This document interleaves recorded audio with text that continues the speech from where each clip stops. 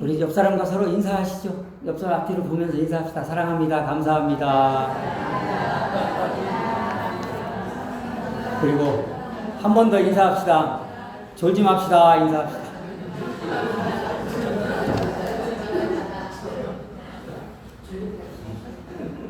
정말 감사를 드립니다. 이게 사람 많은 곳에서 설교하는 것이 몇 년 만인지 제가 아는 분들도 계셔서 환영하고요. 안 들려요? 예, 제가 목소리가 커서 일부러 작게 하는데 크게 할까요? 예, 크게 하게 돼 있습니다, 제가. 오늘 성령 강림 후 둘째 주일이고요. 특별히 환경주일인데요. 제가 듣기로 지난주에 우리 환경 전문가이신, 생태운동의 전문가이신 전정섭 집사님의 말이 맞죠? 전정섭 집사님. 예. 우리 집사님께서 말씀을 전해준 걸로 제가 듣고 알고 있습니다. 그래서 특별히 환경주일에 이 관련된 말씀을 전하는 것은 내년에 하는 걸로 하기로 하고요. 오늘은 제가 준비했던 말씀 이렇게 전해드리도록 하겠습니다. 제가 설교를 보통 한 20분 하는데요. 오늘 처음이니까 조금 길더라도 이해해 주시기 바랍니다. 이렇게 말해놓고 일찍 끝냅니다, 제가. 드디어 제가 한 교회에서 7번째 목회자로 목회를 시작합니다. 진심으로 감사드립니다. 우리 서로를 위해서 박수 한번 치죠.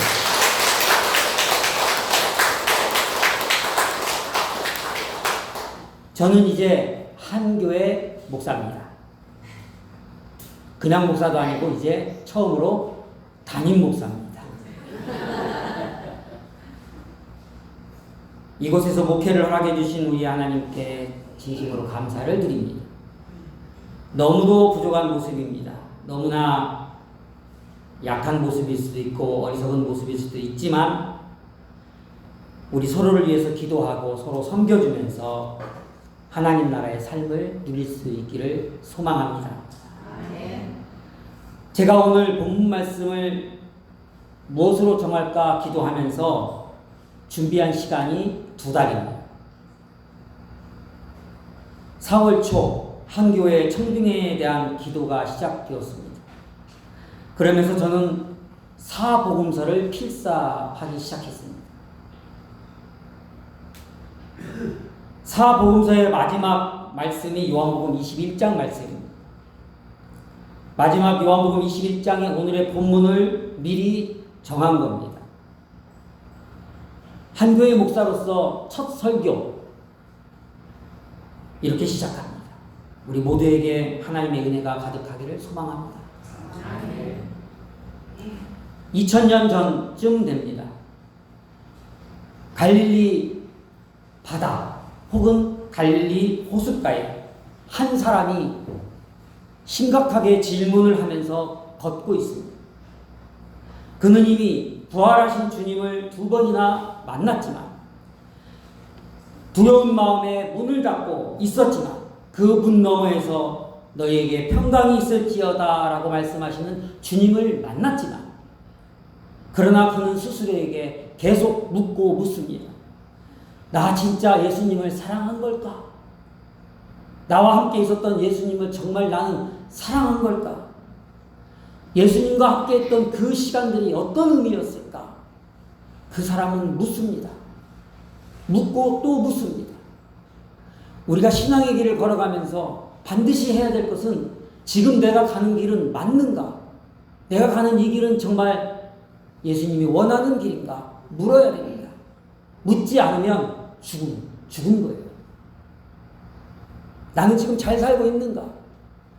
나는 정말 지금 행복한가? 어느 날 그는 자신의 동료들을 돌아보면서 말합니다. 나 이제 물고기 잡으러 갈 거야. 나 이제 물고기 잡으러 갈 거야.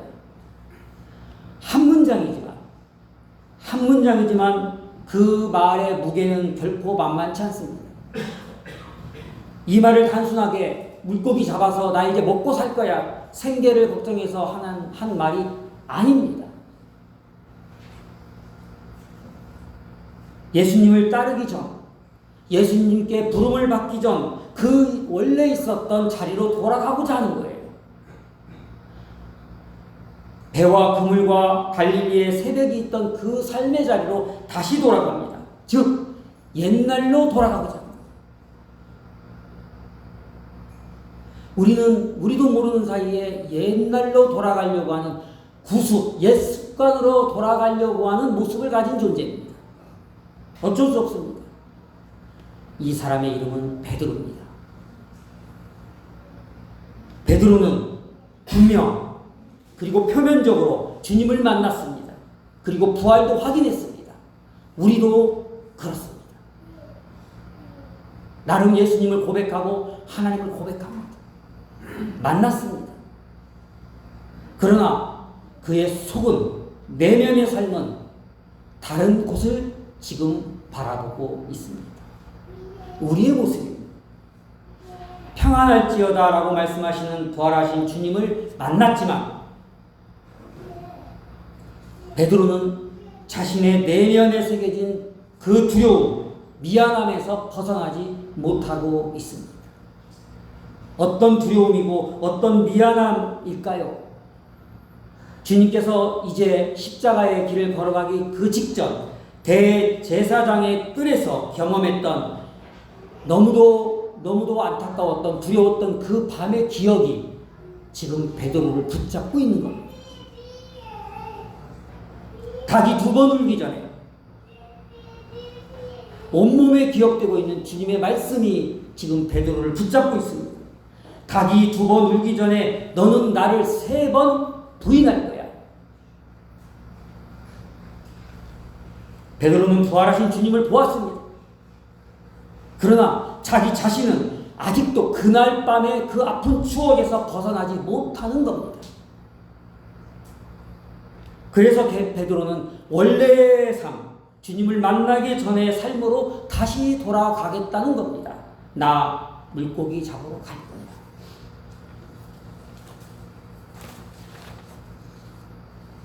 베드로는 그날 밤새도록 그물을 던집니다. 그러나 물고기를 한 마리도 잡지 못합니다. 이상하게도 오랜 세월 동안 갈릴리 호숫가에서 고기를 잡아왔던 이 베테랑 전문가가 한 마리도 물고기를 잡지 못합니다. 잡지 못한 건지 아니면 일부러 잡을 수 없었는지 그물은 내려놓고 낚싯대는 내려놓고 딴 생각을 했는지 어쨌든 그물이 텅 비어버립니다. 베드로의 공허한 마음을 상징합니다. 열심히 그물을 던졌지만 아무것도 얻지 못하는 베드로, 열심히 살아가지만 공허해지는 우리의 마음. 날이 밝아옵니다. 그때 호숫가에 매우 낯익은 그림자가 서 있습니다. 고기를 잡던 제자들에게 그가 누구인지 모릅니다. 그 제자들은 누군지를 몰라요. 그러자 말합니다.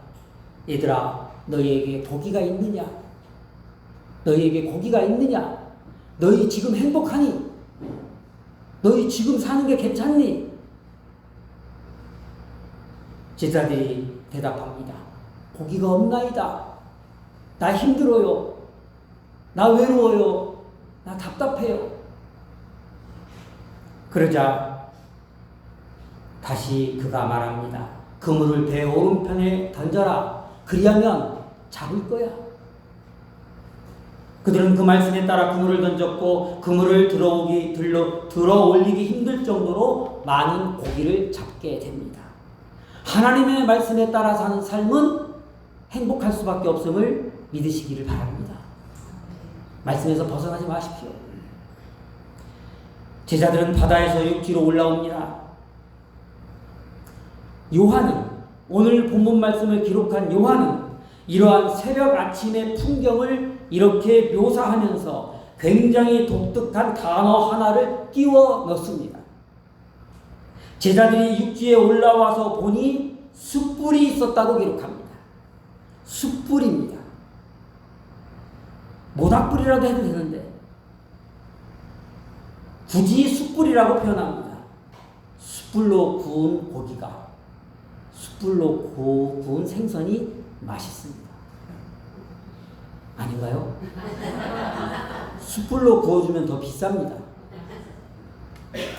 숯불은 헬라어로 안트라키아입니다. 목회자가 조금 어려운 말을 쓸 때 헬라어를 씁니다.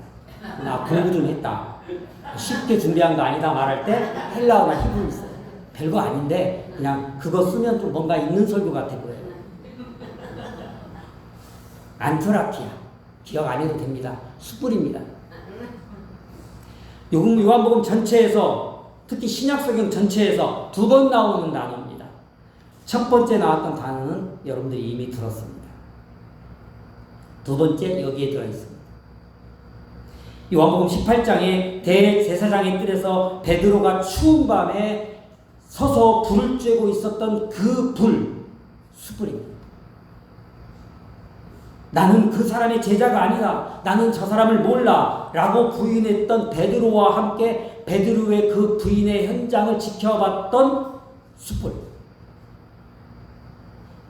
성경에서 말씀을 강조할 때 사용하는 방법은 2번, 3번 강조하는 겁니다. 내가 너에게 진실로 진실로 말하느니, 이건 무지하게 강조되는 말씀입니다.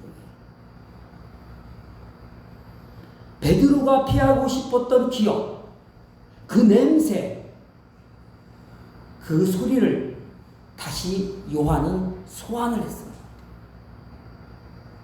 베드로의 아픔을 다시 소환합니다. 숯불. 우리는 본능적으로 아픈 기억이 있는 자리는 피하고 싶어 합니다. 나를 힘들게 했던 음식은 피합니다. 그걸 먹으면 자기도 모르게 다시 뱉어냅니다. 속이 불편합니다. 본능적입니다. 실패한 관계는 피하고 싶어 합니다. 무너졌던 헌신의 자리는 피하고 싶어 합니다. 민망했던 기도는 하기 싫습니다. 낯설고 어설픈 상황들은 피하고 싶어 합니다. 본능적으로 그렇습니다. 본능적으로 그 길은 피하고 싶어 합니다. 정면으로 다가서지 못합니다. 그래서 돌아갑니다. 우리 인생에서 맞닥뜨리지 못하고 돌아가는 일들이 종종 있습니다. 힘들기 때문에, 아프기 때문에, 다시 기억하고 싶지 않기 때문에. 그러나 예수님은 정반대의 방식으로 우리에게 보여줍니다. 먼저 예수님은 밤새 그물질에 지쳤을 제자들을 위해서 아침 밥상을 준비합니다. 밥을 준비합니다. 그저 배고픈 사람들을 위해서, 지치고 힘든 이들을 위해서 밥을 준비합니다. 밥을 준비하는 마음이 세상에서 가장 귀한 마음입니다. 부모가 차려준 밥을 먹을 수 있는 것처럼 행복한 것이 없습니다. 자녀에게 밥을 차려주는 부모의 마음이 세상에서 가장 귀합니다. 돈 주고 사 먹어 안 됩니다. 마음이 없습니다.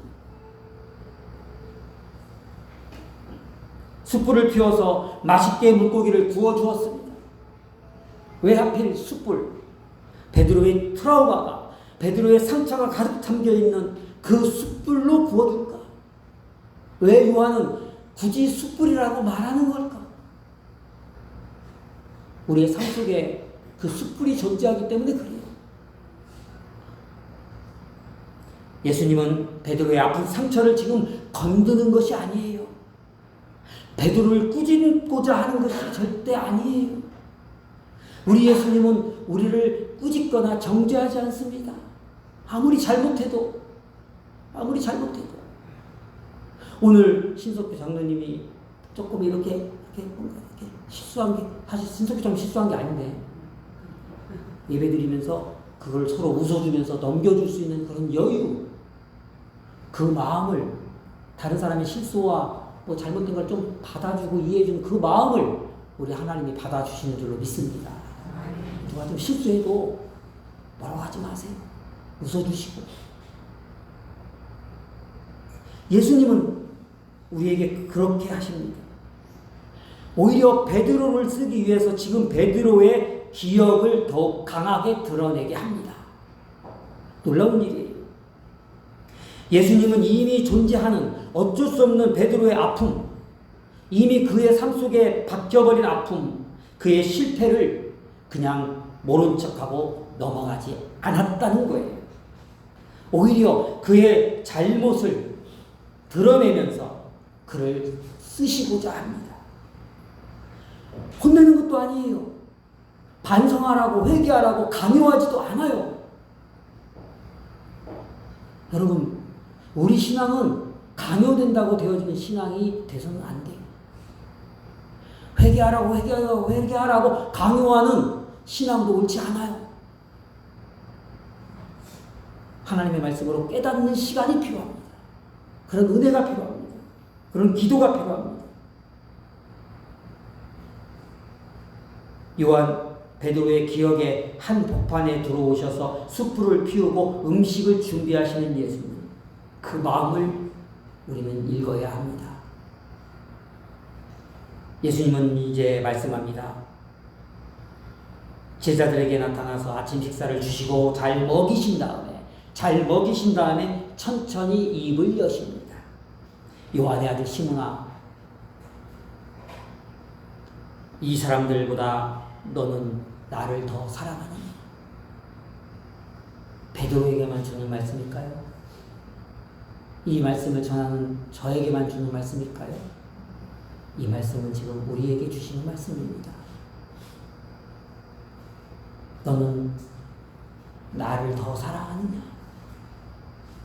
나를 정말 사랑하느냐? 베드로가 대답하죠. 주님, 그러합니다. 내가 주님을 사랑하는 줄 주님께서 아시나이다. 멋지네요. 멋져요. 베드로는 말 잘해요. 주님께서 말씀합니다. 내 양을 먹이라. 그러자 주님이 묻습니다. 요한의 아들 시몬아, 내가 나를 사랑하느냐? 베드로는 또 대답합니다. 같은 대답을 합니다. 네, 주님께서 나를 사랑하신 줄 주님 알잖아요. 그러자 한 번 더 물어요. 요한의 아들 시몬아, 내가 나를 사랑하느냐? 반복되면 중요한 거다. 말씀드렸죠? 성경은 이 순간 기록합니다. 이 말씀 베드로가 딱 대답을 하기 전에 마지막 세 번째 물어볼 때 이렇게 말합니다. 베드로가 근심하여 이르되. 베드로가 근심했다는 거예요. 주님께서 모든 걸 아시오니 내가 주님을 사랑하는 걸 알잖아요. 그런데 기뻐하며 말하는 게 아니라 근심하며 말한다고 했어요. 짜증냈다는 거예요. 불편했다는 거예요. 왜 이렇게 반복합니까, 주님? 한 번만 물어보면 되지. 뭘 세 번씩이나 물어봐요. 내 마음이 혼란스러워요. 내가 정말 주님을 사랑하는지. 그러면서 베드로의 귓가에 세 번의 트라우마가 작동이 되는 거예요. 상처가 작동이 되는 거예요. 아픔이 되살아나는 거예요. 나는 그 사람을 모른다. 나는 저 사람을 모른다. 베드로가 말했던 세 번의 트라우마가 다시 일어납니다. 예수님을 따르겠다고 맹세했던 세 번의 맹세가 있었습니다. 그 생각도 납니다. 닭이 울기 전에 세 번 부인할 거라고 하는 주님의 말씀도 기억납니다. 그리고 이제 주님은 내가 나를 사랑하느냐라고 세 번 물어봅니다. 베드로의 마음은 이랬을 겁니다. 주님 도대체 왜 그러십니까? 나한테 왜 이래요? 사랑한다잖아요. 그런데 왜 그래요? 나 너무 힘들어요. 요즘 속된 말로 돌아버리겠어요. 주님은 베드로에게 회개하라고 강압하지 않았어요. 그저 같은 질문을 세 번만 했을 뿐이에요. 그 세 번의 반복이 덮어버리고 싶었던 베드로의 기억 속에 그대로 덮어집니다. 우리 컴퓨터 하면 기억나시죠? 컨트롤 V 하면 덮어지면 사라져요. 덮어쓰기. 덮어쓰기 하면요, 그냥 사라져버려요. 방법이 없어요. 지금 주님은 3번의 질문을 통해서 베드로의 상처를 덮어버려요. 우리는 살면서 묻어버리고 싶은 것들이 있습니다. 하지 말았어야 될 선택, 지키지 못했던 약속, 돌아보고 싶었던 어떤 밤, 애써 묻어버리려고 하지만, 애써 참으면서 살아가지만 쉽게 사라지지 않는 것들, 그것을 가지고 있으면 어느 순간 어느 삶 속에서 그것이 슬쩍 나와서 가시가 되고 화살이 되어서 다른 사람을 찌르는 그 아픔들, 말로 찌르기도 하고 행동으로 찌르기도 하고, 우리는 다 가시가 있고 화살이 있어요. 우리 주님의 방식은 단순히 묻어두는 걸 원하지 않습니다. 오히려 그 상처로 돌아와서 그 아픔 위에 덮어쓰기를 하라고 합니다. 더 큰 사랑으로 덮어버려라. 그 상처와 아픔을 녹여버려라. 그래서 그렇게 할 때만이 새살이 돋아난다. 사랑은 반드시, 상처는 반드시 더 큰 사랑으로 덮어야 합니다. 절망은 반드시 희망으로 덮어야 합니다. 어두움은 반드시 빛으로 덮어야 합니다. 죽임은 반드시 살림으로, 생명으로 덮어야 합니다. 악은 반드시 선으로 덮어야 합니다. 전쟁은 반드시 평화로 덮어야 합니다. 베드로는 실패한 인생이었습니다. 그럼에도 예수님은 베드로에게 큰 사명을 주십니다. 내 양을 먹이라. 내 양을 치라. 자기가 얼마나 약하고 어리석은 존재인지를 뼈저리게 경험한 베드로였기에, 오히려 자신의 그 약함이 드러났기에, 그 어리석음 때문에 통곡을 했기 때문에 베드로는 주님으로부터 내 양을 먹이라, 이런 귀하고 귀한 사명을 받은 겁니다. 금빛을 심으라, 이 이름을 가진 김광식 목사.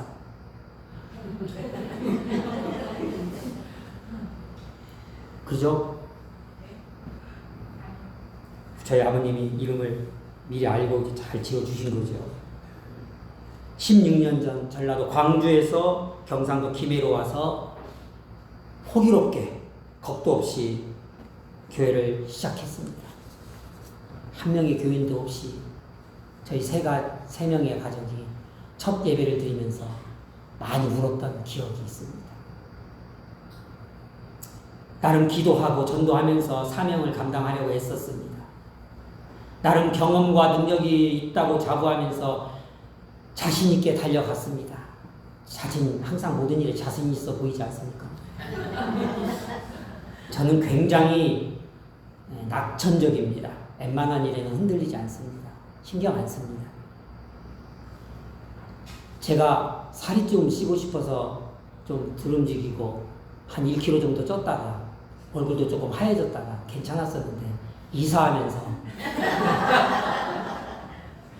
더 마르고 더 시커매졌어요. 제가 햇볕만 조금 쬐면 까매집니다. 제가 동남아 여행을 갔는데요, 식당 갈 때마다 사람들이 나한테 주문받으려고, 제가 동남아 선교에 최적화된 사람인 것 같은데, 동남아 선교도 갈까 했는데 한 교회가 불러주셔가지고 퇴직하면은 가야 되겠나. 제가 참 모든 걸 즐기는 성격인데요, 사실 언제나 모든 것을 믿고 함께 해준 아내 성은아, 아들 김호연이 있어서 행복한 16년의 개척교회를 했고 삶을 살았고, 이제 마무리 짓고 이곳에서 설교하게 되네요. 개척교회를 하면 생존하기가 어렵다고 합니다. 그런데 저희들은 단 한 번도 물질로 인한 어려움을 겪지 않았습니다. 하나님이 저에게 자족하는 마음을 주셨기 때문에 그런 건지도 모르지만 저희 가정을 지켜주신 하나님의 은혜였기 때문에 그렇습니다. 많은 사람들이 저를 위해서 기도해 주시고 후원해 주셨죠. 물론 저희 집사람이 열심히 일을 했고 그러기도 했지만 어쨌든 하나님의 은혜로 잘 살았습니다. 그리고 제가 또 잘 먹질 않아요. 많이 못 먹어요, 제가. 많이 못 먹어서 살이 안 찌는 거죠. 앞으로 잘 먹겠습니다. 하나님께서 저희 삶에 언제나 함께 해주셨고 그렇게 살게 해주셨기 때문에 저는 앞으로도 하나님께서 저에게를 인도해 주실 것을 믿고 달려갑니다. 걱정 안 합니다. 그렇게 보냈던 16년의 세월 속에서 저는 저의 약함과 어리석음을 보았습니다. 오늘 전했던 베드로의 모습 속에서 사실 저는 저의 모습을 보았습니다. 제 얘기입니다. 베드로의 이야기를 통해서 사실은 저의 얘기를 하고 싶었습니다. 좌절하고 실패한 듯한, 주님을 만난 것 같고 주님의 부활을 본 것 같았지만 너무도 약해진 모습, 그 모습이 저의 모습으로 보였습니다. 그 모습에서 나를 사랑하느냐, 내 양을 먹이라고 말씀하시는 주님의 음성을 듣습니다. 그 명령을 받은 베드로에게서 저의 모습을 봅니다. 그리고 이제 저는 하나님의 부르심을 받고 한 교회에서 새롭게 목회를 시작합니다. 목회를 시작합니다. 전라도 사투리에서 회자가 잘 안 됩니다. 그래서 나를 부르신 주님께 저는 묻습니다. 너는 내가 사랑하는 나의 몸된 교회 한 교회를 사랑하느냐?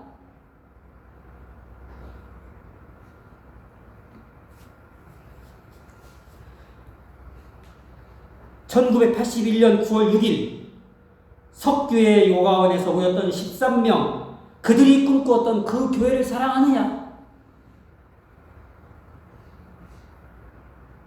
45년의 세월 속에서 찬양하고 기도하며 먹고 마시며 행복했던 나의 몸 한 교회를 사랑하느냐? 45년의 시간 속에서 아파하고 때론 절망하고 넘어지고 쓰러졌다.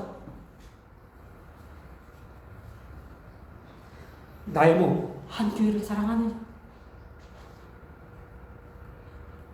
생명을 살리고 평화를 이루고 정의를 세워가며 부흥을 사모하는 나의 몸 한 교회를 사랑하느냐?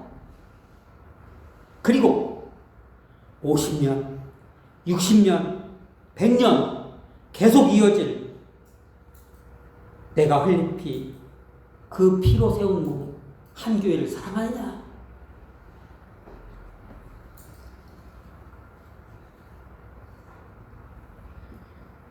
두 달 동안 저는 제 설교가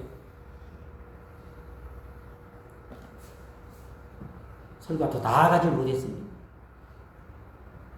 쉽게 대답을 하질 못했어요. 주님의 질문에 대답하기가 어려웠어요.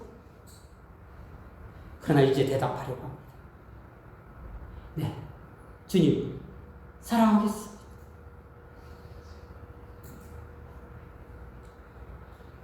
그리고 부활하신 주님께서 저에게 묻습니다. 내 양을 먹여라. 내 양을 위로해라.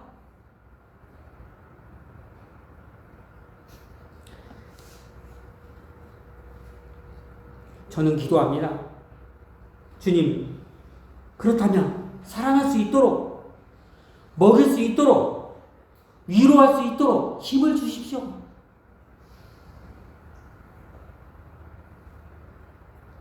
그런데 저에게 들려진 음성이 있습니다. 다 주었잖아. 이미 주었잖아. 너의 30년의 목회의 생활 속에서 다 주었잖아. 훈련했잖아. 보여줬잖아. 두려워하지 마. 걱정하지 마. 함께 할 거야. 성경 속에 있었던 수많은 인물들이 다 이 음성을 듣고 살았던 거예요. 저뿐만이 아니에요. 우리 모두에게 주시는 말씀이에요. 두려워하지 마라. 걱정하지 마라. 내가 너와 함께 할 거야. 사랑하는 여러분, 오늘 우리는 주님의 음성을 듣습니다. 두려워하지 마라. 걱정하지 마라. 내가 너와 함께 할 것이다. 서로가 서로를 섬기며, 서로가 서로를 먹이며, 서로가 서로를 사랑하며, 이해해주며, 실수하면 웃어주고, 잘하면 칭찬해주고, 누가 힘들어하고 아파하면 함께 들어주고, 우리 함께 이 교회를 잘 멋있게 창원에서 가장 멋있는 교회로, 숫자만이 드러나는 게 아니라 정말 멋있는 교회를 함께 만들어 갈 수 있기를 축복합니다. 아멘. 아직 저는 한 교회를 어떻게 섬겨야 할지 모릅니다. 한 교회 30년 역사책을 읽으면서 많이 울고 많이 울었지만 어떻게 이걸 감당해야 될지 아직 모르겠습니다. 실수하더라도 이해해 주시고, 먼저 길을 걷고 있는 여러분들이, 먼저 이 교회 속에서 여러분들의 시간과 땀과 물질과 애정을 담았던 이 교회에 먼저 있었던 여러분들이 저를 도와주실 수 있기를 축복합니다. 네. 도와주십시오. 그리고 저와 저희 가정을 위해서 기도해 주십시오. 우리 모두 함께 가는 이 길, 이 믿음의 길을 위해서 기도하며 정말 행복한 교회, 창원에 한 교회가 있구나, 이제 좀 드러내는 그런 멋있는 교회, 멋진 공동체 우리 한번 세워가 봅시다. 네. 그래서 주님께서 사랑했던 이 세상 우리 잘 섬겨봅시다. 잘 섬겨봅시다. 그렇게 할 수 있기를 우리 주님의 이름으로 축복합니다. 저는 이제 한 교회 목사입니다. 그냥 목사도 아니고 담임 목사입니다. 기도합시다. 감사합니다, 주님. 이제 첫 발을 딛습니다. 넘어지지 않도록, 쓰러지지 않도록 도와주옵소서. 예수님의 이름으로 기도합니다. 아멘.